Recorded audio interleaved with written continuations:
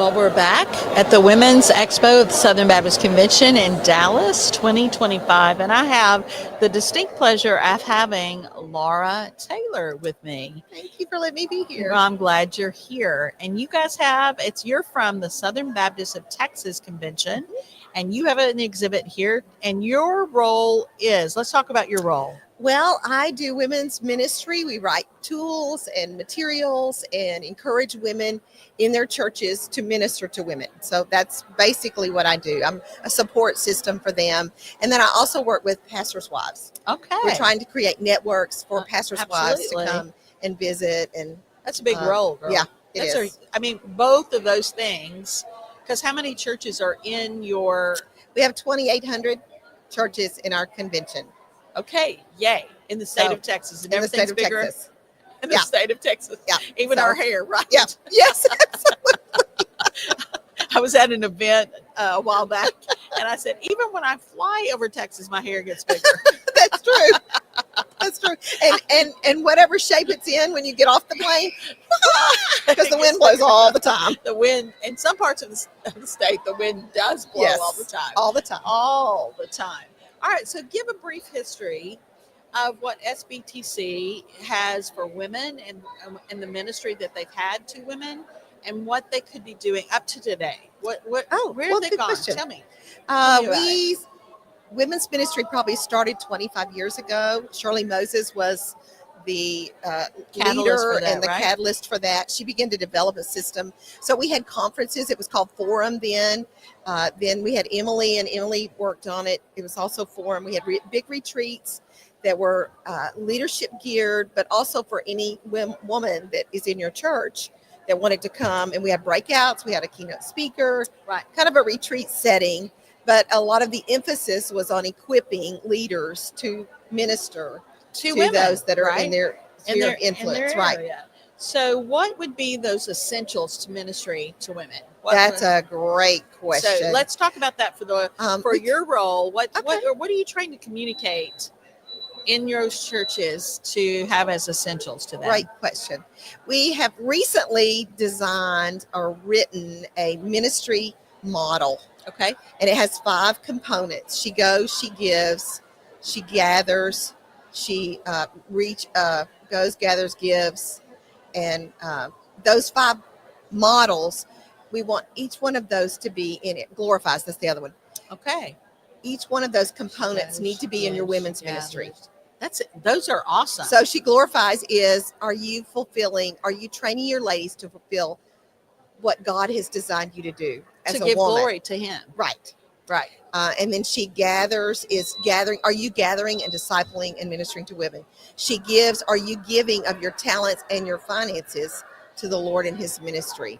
She goes, are you be involved in missions? And then she grows, do you have Bible study in your women's ministry?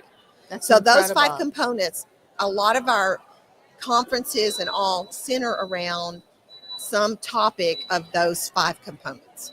So that's one thing that we started. We just started a leadership summit.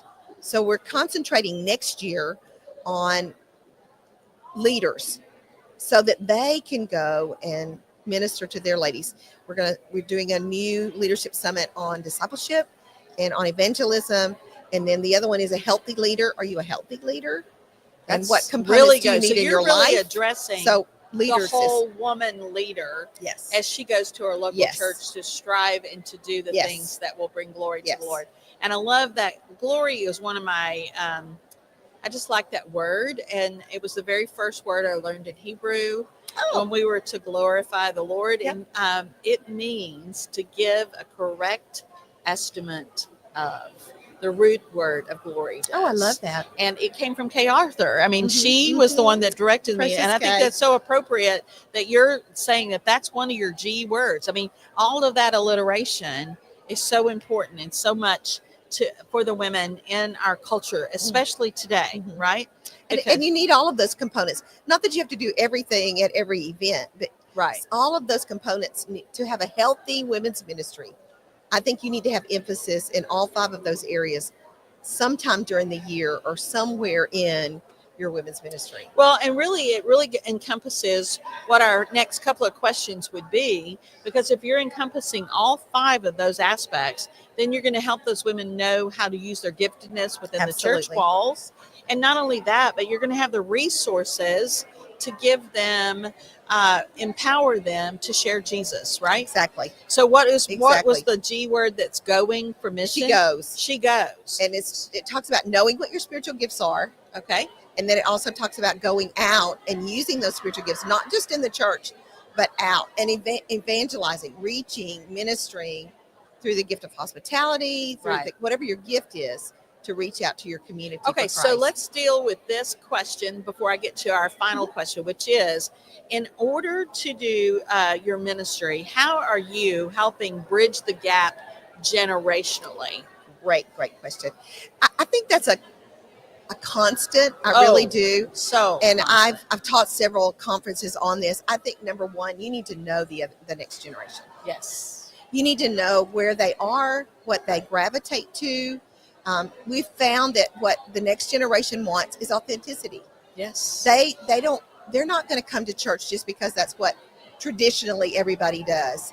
They want a relationship with you. They want you to be truthful. They want you to be authentic. They want to hear your stories. They want to be involved in your life. So to me, the best way to reach the next generation is to reach out to them and be involved in their life. That's awesome. Get to know them, walk with life with them. Right. Build that relationship. Absolutely. Even before you invite them into your church. Absolutely. And what your church offers. All right, so let's wrap up our time, because we're having women start pour in here, because there's 1,900 women that are going to come into this space in just a minute. So exciting. And I know your friend will go, please help me. Yes. So how has the gospel and serving in ministry as a woman impacted you? Wow. Has it cost you anything, and was it worth it? Yes, it was worth it. Yes, it cost me quite a bit. I have to learn ministry priority as a paid minister, and then, in family and my own people that I'm discipling and encountering. But of course, the gospel has made all the difference. My life is not my own. It belongs to the Lord. My time all belongs to the Lord. Amen. And I'm so blessed and fortunate that God's given me an opportunity to minister to my own kind, to other women, and to walk alongside them and minister to them. Exactly. And fortunately, I'm very blessed because both of my girls are in ministry as well. And so it's neat to see them, the next generation, pouring into other generations. So, yeah. So, and that's cost me because one of my kids is on the mission field, but yes, she's not with you. No. She's in a different country. Yes, she is. Well, thank you, Laura, for being with me and for representing SBTC so well. And if you are in Texas and a part of the SBTC convention, you need to connect with Laura Taylor. And can you tell them how to do that? Where's your website? It's sbtexas.com. SB Texas, spell out Texas.com. And they can find all these materials. Everything that we just talked about is all online. So sbtexas.com/women, and you'll find it all. That's awesome. Well, thank you for joining me. And I'm Diane Nix, and this is the Women's Expo 2025 in Dallas. God bless.